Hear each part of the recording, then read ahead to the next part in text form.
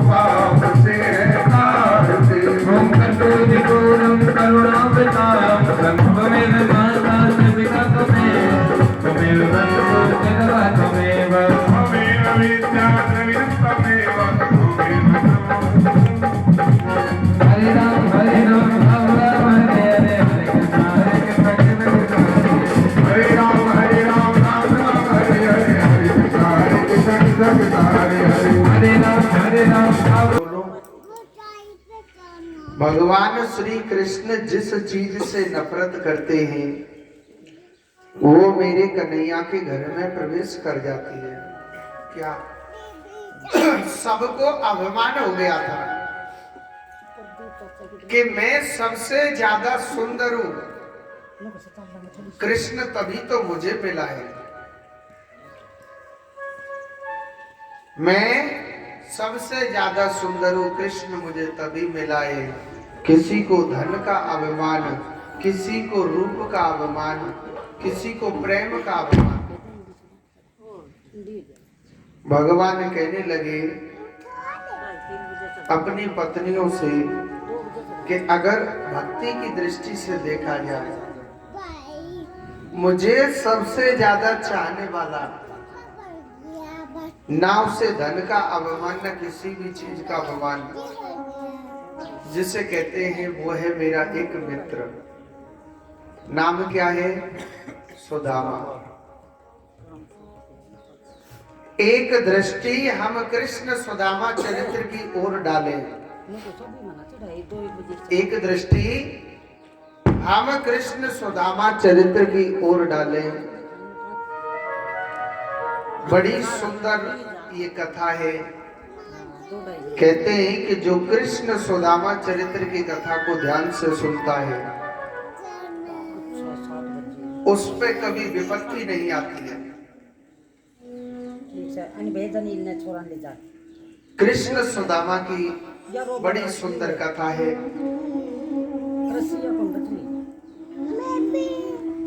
कृष्ण सुदामा की जो कथा आती है, एक समय की बात है, श्री सुदामा जी महाराज सांदीप मुनि आश्रम में विद्या ग्रहण करने के लिए जाते थे।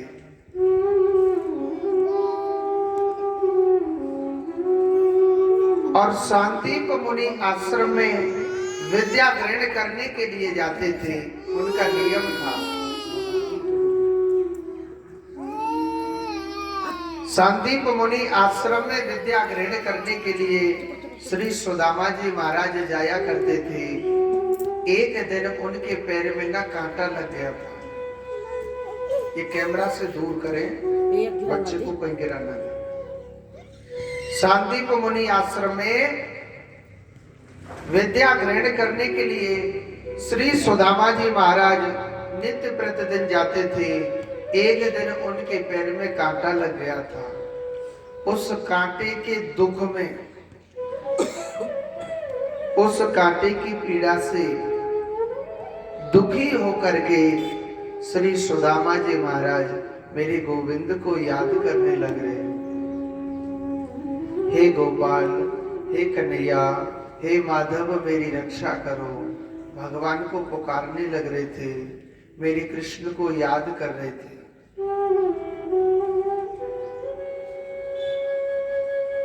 उस कांटे की पीड़ा से दुखी होकर के जब भगवान को पुकार रहे थे, तो भगवान श्री कृष्ण तो घट-घट वासी होते हैं। भगवान उस समय उस वन में विहार करने लग रहे थे, रथ में बैठ करके घूम रहे थे। भगवान सुदामा जी महाराज कहने लगे, भगवान श्री कृष्ण अपने पार्षद से बोले, जो सारथी से कहने लगे कि हे सारथी, इस बियाबान जंगल में इतनी करुणा भरी आवाज से कौन रो रहा है? हमें कौन पुकारने लग रहा है? इतनी करुणा भरी आवाज से कौन रो रहा है? सारथी, आप जाओ ना, देख करके आओ। तो भगवान की आज्ञा मान करके भगवान का साथी जब गया, देखा था कि कोई ब्राह्मण है, माथे पर टीका लगा हुआ है, चोटी भी है, जनेऊ डला हुआ है, ऐसा लगता है न जाने कितना ज्ञानी ज्ञानी ब्राह्मण है। करुणा भरी आवाज से रो रहा था। तो भगवान का सारथी कहने लगा कि हे ब्राह्मण देवता, हे विप्रदेव, आपके क्या कष्ट है? आप इस बियाबान जंगल में इतनी करुणा भरी आवाज से रो रहे हैं। हे ब्राह्मण, आपकी क्या दुख है? हमको बताओ ना। कहने लगा महाराज, आपको क्या बताऊं, मेरे पैर में ना कांटा लग चुका है, ऐसा कांटा चुभ गया है कि इस कांटे की पीड़ा से दुखी होकर के मैं भगवान को पुकारने लग रहा हूं, मैं परमात्मा को पुकारने लग रहा हूं। भगवान का सारथी तुरंत विधाता के पास गया और कहने लगा कि हे विधाता, कोई ब्राह्मण है इस बियाबान जंगल में जो करुणा भरी और रोने की आवाज आ रही है ना, किसी ब्राह्मण के पैर में ना कांटा चुभ गया है। एक बात बोलो, भगवान ने नाम ब्राह्मण सुना था और नाम ब्राह्मण सुना तो भगवान तुरंत रथ में से कूद पड़े थे, क्योंकि भगवान उतरे नहीं थे। भगवान सोचने लगे उतरने में तो बहुत समय लग जाएगा। मैंने आपको कल के दिन बताई, 3 मनुष्य की कभी आत्मा मत दुखाना। सबसे पहले है गौ माता, दूसरा है ब्राह्मण और तीसरा है संत। जितना बने सेवा करो, ना कर सके तो इनसे दूर की राम राम रखनी चाहिए। अगर इनकी कोई आत्माओं को दुखाएगा तो उसका विनाश होने से भगवान भी नहीं रोक सकता है। भगवान ब्राह्मणों की, संतों की, गौ माताओं की बड़ी सेवा करते थे। भगवान ने नाम ब्राह्मण सुना था, तुरंत रथ में से कूद पड़े थे और तुरंत दौड़ पड़े भगवान। देखा था उस बियाबान जंगल में और तुरंत सुदामा के चरणों को पकड़ करके भगवान श्री कृष्ण कांटे को निकालने लग रहे। बड़ी सेवा करते थे ब्राह्मणों की वह। और तो क्या चले, जब हाथों से कांटा नहीं निकल रहा था तो भगवान श्री कृष्ण अपने दांतों से, अपने मुंह से उसके कांटे को निकाला था। श्री सुदामा जी महाराज कहने लगे कि हे राजकुमार, आप कौन हो?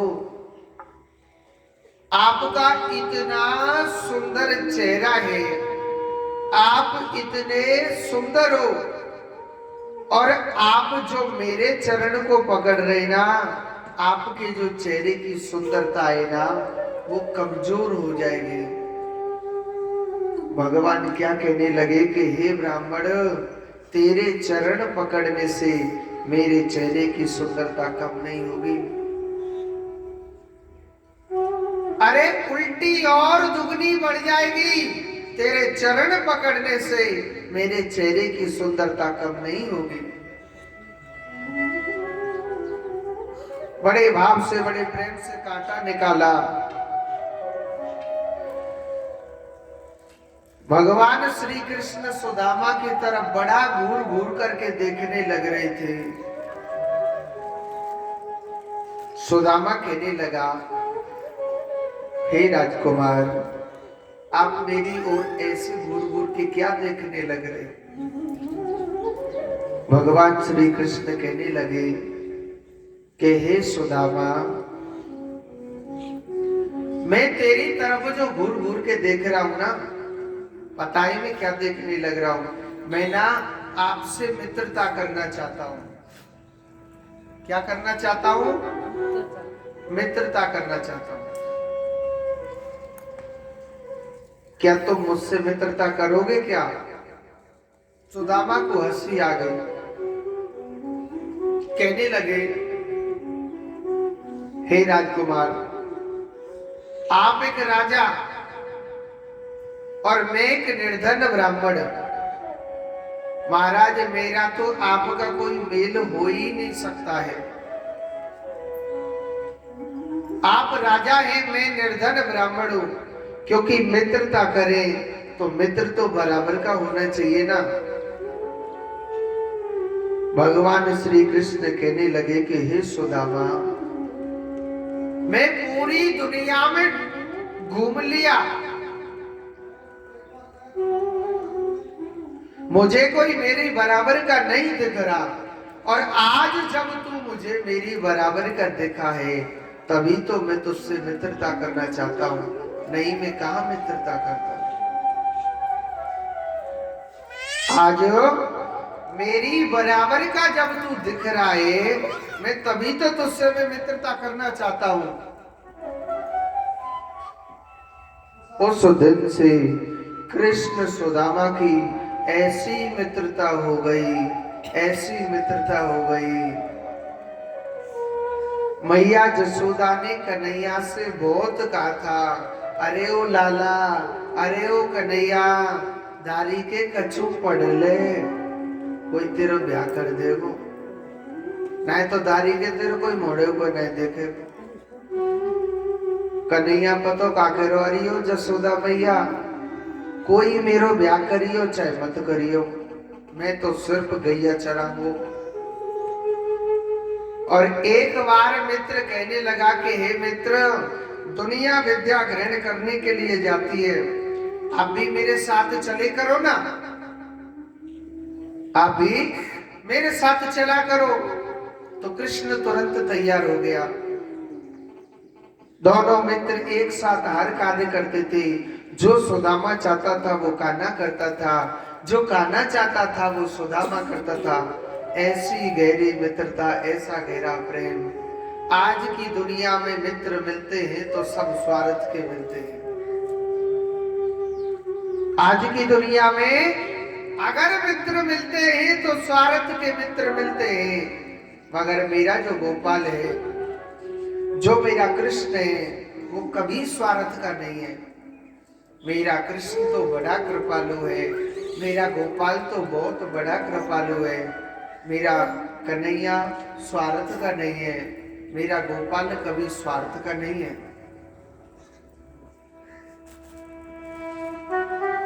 एक दिन क्या होता है, सुदामा जी महाराज किसी प्रश्न के उत्तर को भूल गए थे। कन्हैया कहने लगा कि गुरुदेव, जब मेरा मित्र सुदामा भूल गया तो समझ लो मैं भी भूल गया महाराज। उनके लिए दंड दिया था, आप जाओ और वन से लकड़ी तोड़ करके लाओ। क्या लेके आओ? वन से लकड़ी तोड़ करके लाओ। अब तो क्या होता है, दोनों कृष्ण सुदामा सीधे चल देते हैं वन से लकड़ी तोड़ने के लिए। उनकी गुरु माता बड़ा प्रेम करते थे। कहने लगे कि हे गोपाल, हे कन्हैया, हे माधव, आपके बड़े कोमल कोमल हाथ हैं, आपके बड़े नन्हे नन्हे हाथ हैं महाराज।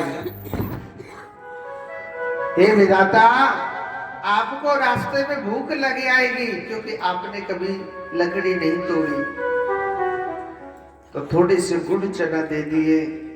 कृष्ण सुदामा उन गुड़ चनाओं को लेकर के जाते हैं।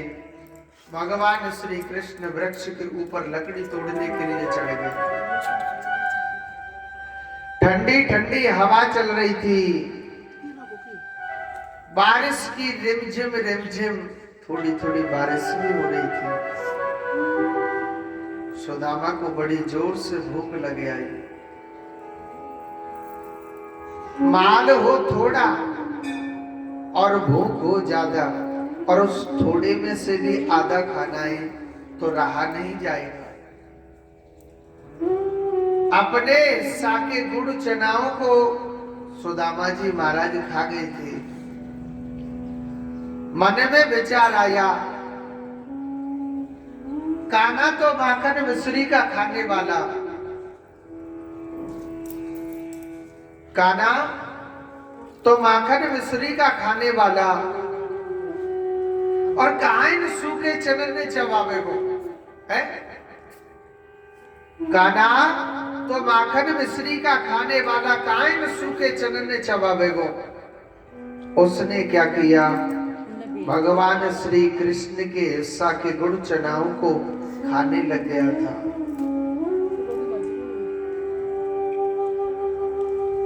उनके हिस्सा के गुड़ चनाओं को खाने लग गया।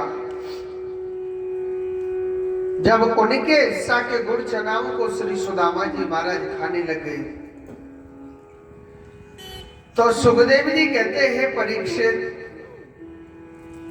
भगवान ने इशारा भी दिया था, अरे ओ सुदामा, सुदामा, अरे ओ भैया, दाढ़ी के ही कटर कटर की आवाज कहां से आ रही है।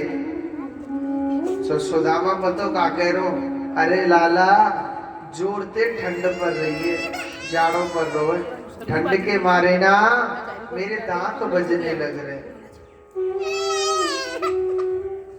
मेरे दांत बजने लग रहे, जाड़े के मारे, ठंड के मारे। भगवान ने वृक्ष से लकड़ी तोड़ ली, बाद में नीचे उतरे और कहने लगे कि मेरे मित्र, हमको भूख लग रही है बड़ी जोर से, हमारी गुरु माता ने जो गुड़ चना दी है उनको निकाल लो। हमारी गुरु माता ने जो गुड़ चना दिए थी उनको निकाल लो, हम खा लेते। सुदामा झूठ नहीं बोलता था।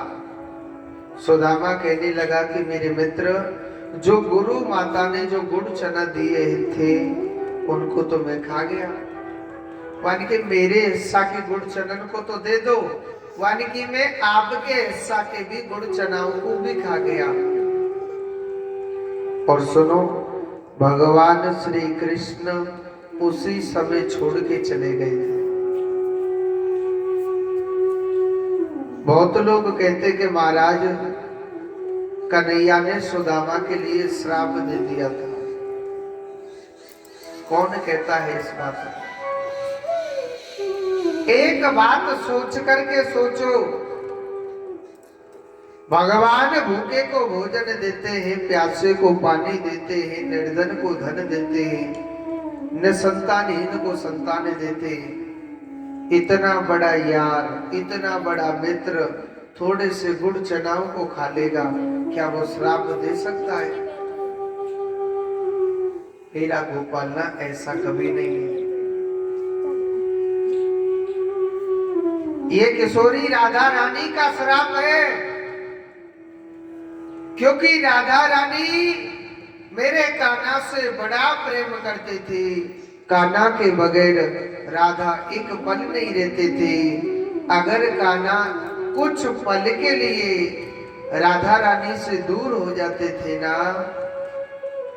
राधा रानी से अगर दूर हो जाते थे तो व्याकुल होकर के राधा रानी रोया करते थे। ऐसे लगता था कि मेरे कृष्ण को मुझसे दूर हुए कितने वर्षों बीत गए। राधा मेरे कान्हा से इतना प्रेम करते थे, बड़ा प्रेम था। राधा मेरे कान्हा के बगैर एक पल नहीं रहते थे। श्री सुदामा जी महाराज कहने लगे, हे किशोरी राधा रानी, अगर कान्हा आपसे कुछ पल के लिए दूर हो गया, कुछ दिनों के लिए दूर हो गया, तो आप तो जी नहीं पाओगे। तो राधा रानी कहने लगी कि हे सुदामा, तू क्या समझेगा मेरी प्रेम कहानी। हे सुदामा, कृष्ण की प्रेम कहानी तब समझ में आएगी, एक वक्त आपके जीवन में ऐसा आएगा कि भगवान श्री कृष्ण तुमसे दूर हो जाएंगे, तब पता चलेगा कि कृष्ण से बिछुड़ने का दुख क्या होता है। और वास्तव में जिस दिन से भगवान श्री कृष्ण को छोड़ के गए, सुदामा ऐसा पागल हो गया था, ऐसा बेसहारा हो गया। कहते ना, जब जीव का बुरा वक्त आता है, समय बड़ी बड़ी परीक्षा लेता है।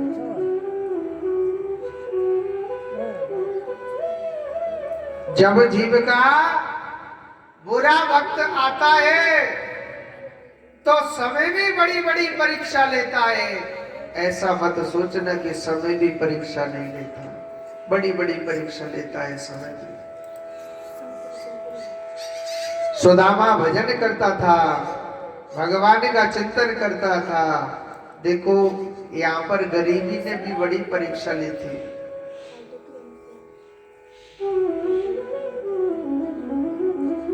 भैया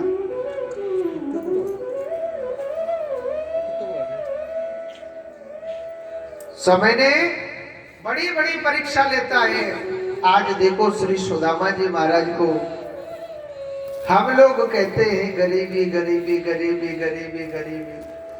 आप जानते हो गरीबी किसे कहते हैं?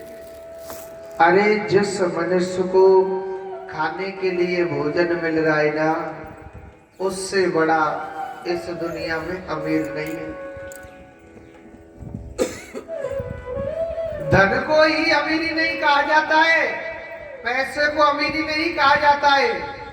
आप ज्यादातर देखना जिसके पास ये माया जितना किलोल करती है ना, खाने के लिए रोटी नसीब नहीं।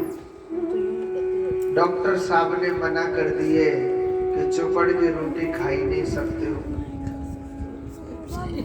डॉक्टर साहब ने मना कर दिए कि हरी सब्जी तो छीनी ही नहीं है, सिर्फ 2 रोटी सूखी दाल के साथ खाए जा बेटा।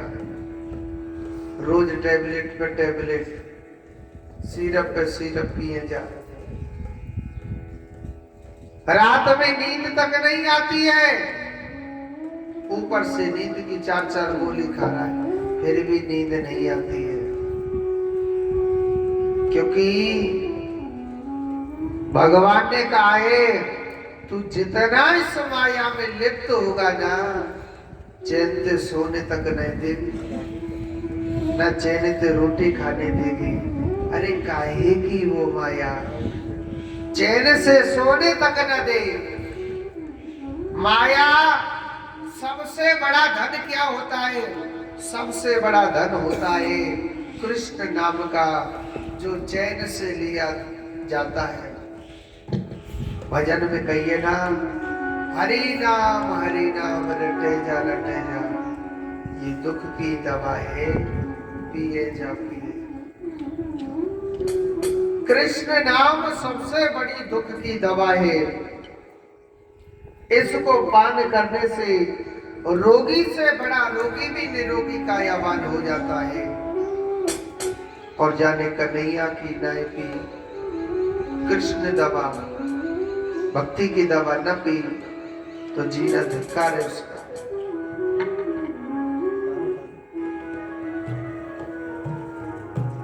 बोली वृंदावन बिहारी लाल की।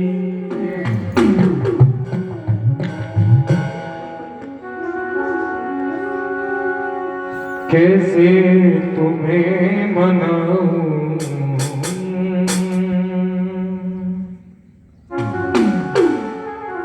कैसे तुम्हें मनाऊं,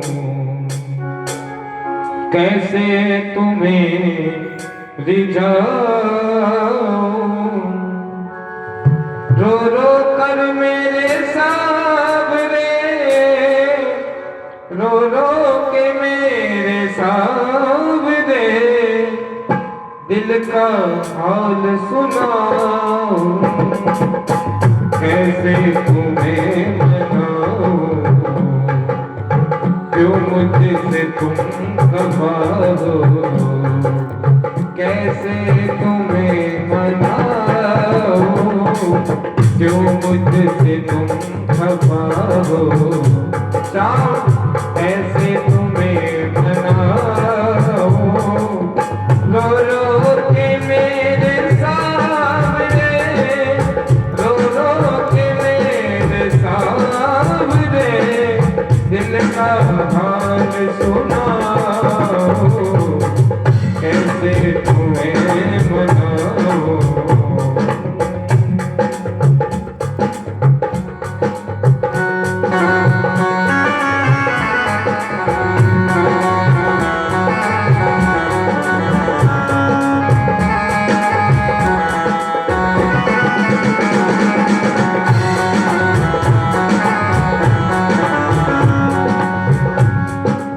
मेरे अपनों ने ही छीना दिल का सुकून मेरा हो, दिल का सुकून मेरा, इतने हैं घाव दिल में, देखो तो शाम मेरे हो, देखो तो शाम मेरे, कैसे इन्हें दिखाओ, कैसे इन्हें दिखाओ, कैसे इन्हें छुपाओ, क्यों मुझसे तुम खफा हो, क्यों मुझसे तुम खफा हो, कैसे तुम्हें मनाओ।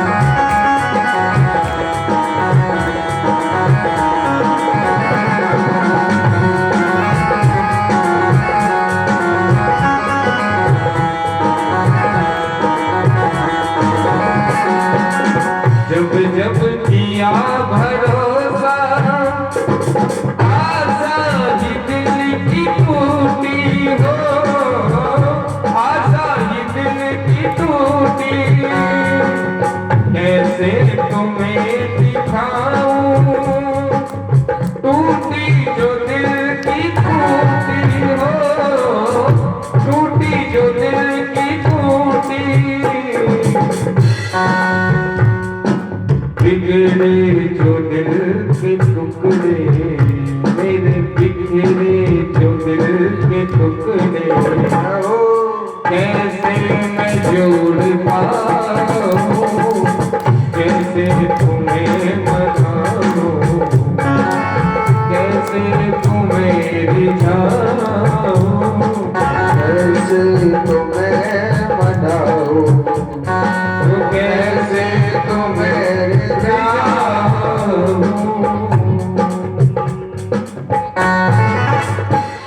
बोलिए गोविंद भगवान की जय। तो आज कृष्ण सुदामा जब कन्हैया जब से दूर हो आए, तो श्री सुदामा जी महाराज ऐसे बेसहारा हो गए, मेरे कान्हा के बगैर एक पल नहीं रहा करते थे।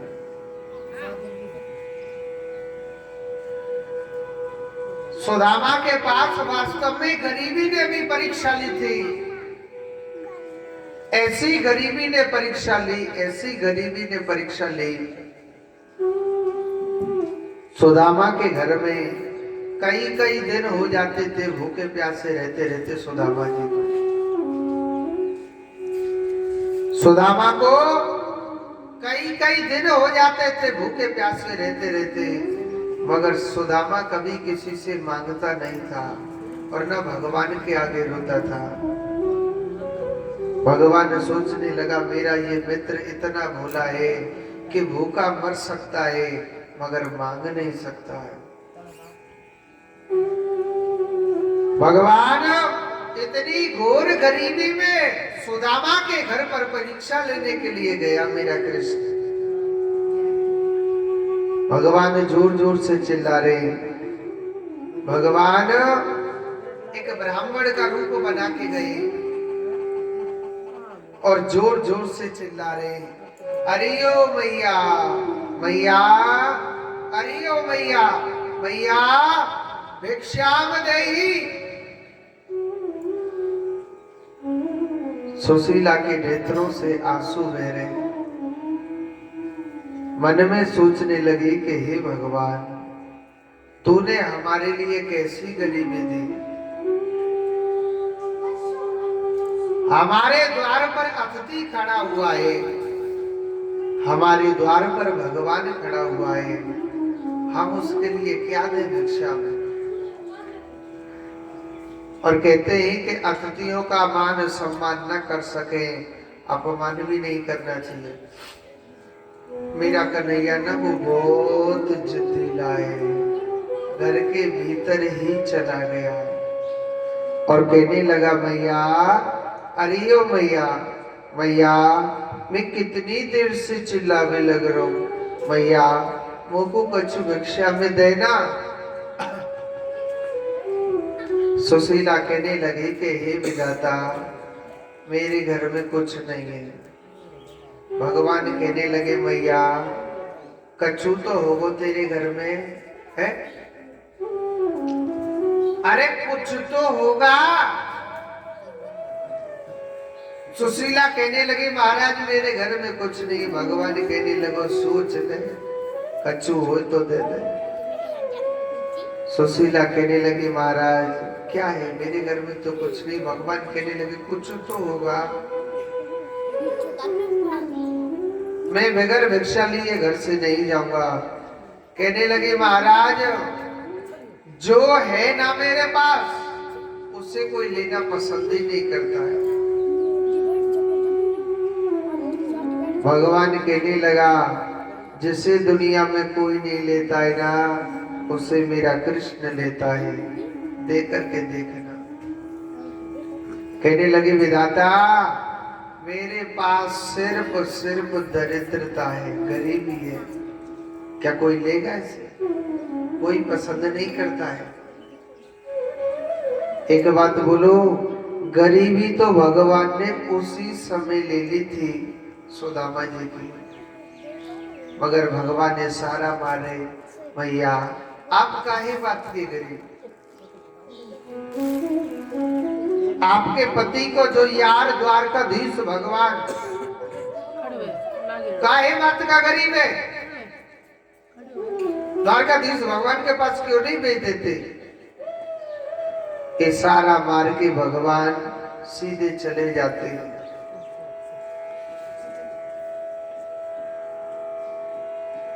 सुदामा जी जब घर आए तो कहने लगी सुशीला के, महाराज आपके प्रिय मित्र है क्या द्वारकाधीश? जब नाम द्वारकाधीश का लिया था, सुदामा के नेत्रों से आंसू बहने लगे और कहने लगे कि सुशीला, आज जो मैं बेसहारा हूं, आज जो भी कुछ हूं ना, सिर्फ अपने कान्हा के बगैर हूं, क्योंकि मेरा गोपाल ना जब से मुझे छोड़ करके गया है, एक पल नहीं कटता है, 24 घंटे में उस गोपाल को याद करती हूँ।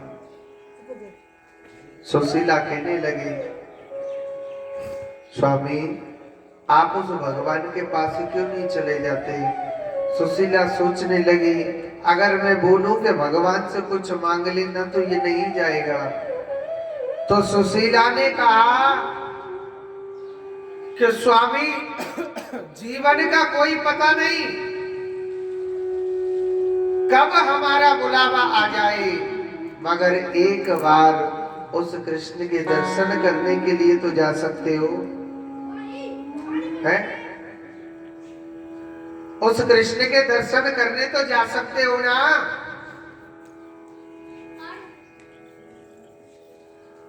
एक बार उस कृष्ण के दर्शन करके आओ ना।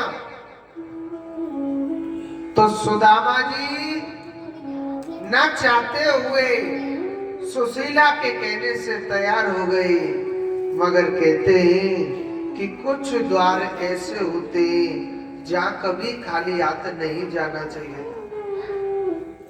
वेद कहता है भगवान का द्वार, सत्संग का द्वार, गुरु का द्वार, मित्र का द्वार, बेटी का द्वार, इन घरों पे खाली हाथ नहीं जाना चाहिए। सुदामा कहने लगा सुशीला, कृष्ण भगवान भी है, कृष्ण सत्संग भी है, कृष्ण मेरा मित्र भी है, कृष्ण मेरा सब कुछ है, मैं कैसे जाऊं? तो सुशीला थोड़े से चावल कुछ घरों से लेकर के आई और श्री सुदामा जी महाराज के लिए दे दिए, और सुदामा जी महाराज सीधे चल दिए मेरे कान्हा के द्वार के लिए। चलते जा रहे हैं, चलते जा रहे हैं, जिसके पैरों में हजारों छाले पड़ गए, रक्त बहने लग रहा है, थक जाते हैं सुदामा जी। सुदामा जी महाराज थक जाते हैं, थोड़ी सी मिट्टी इकट्ठी करी, वहीं सो गया।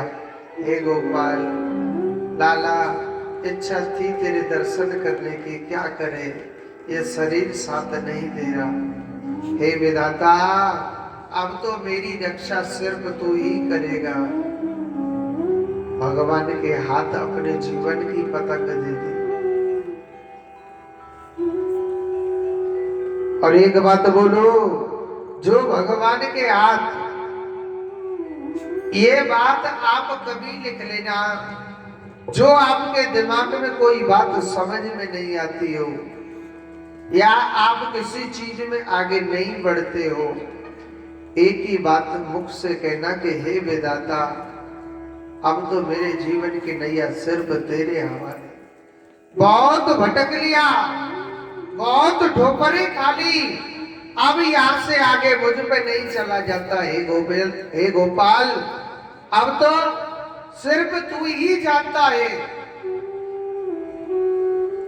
तो एक बात बोलो, मेरा कन्हैया उसे गिरने नहीं देगा। मेरा कृष्ण उस जीव को जरूर जरूर उठाएगा। मेरा कृष्ण कभी गिरने नहीं देगा किसी को। और तुरंत श्री सुदामा जी महाराज वहीं लेट जाते हैं। भगवान ने अपनी योग माया को आज्ञा दी, और योग माया को आज्ञा दी कि जाओ, बीचा बीच रास्ते पर मेरा मित्र सोने लग रहा है, आप जाओ ना, मेरे मित्र को लेकर के आइए। द्वारकापुरी के महलों के सामने योग माया ने सुला दिया। जब सुबह 4 बजे कृष्ण नाम की ध्वनि गूंज रही है, तो सोचने लगे शायद ये द्वारकापुरी आ गई दिखे। रात्रि के समय ना मुझे कुछ नगर वगैरह दिखाई नहीं दिया, मैं जल्दी थक गया था ना, तो मुझे कुछ नहीं दिखाई दिया होगा। और श्री सुदामा जी महाराज पूछने लगे उस नगर के लोगों से कि भैया क्या ये द्वारकापुरी है क्या?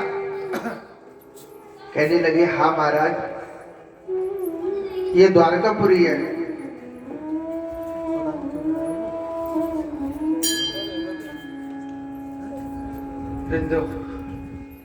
कहने लगे हाँ महाराज, ये द्वारकापुरी है।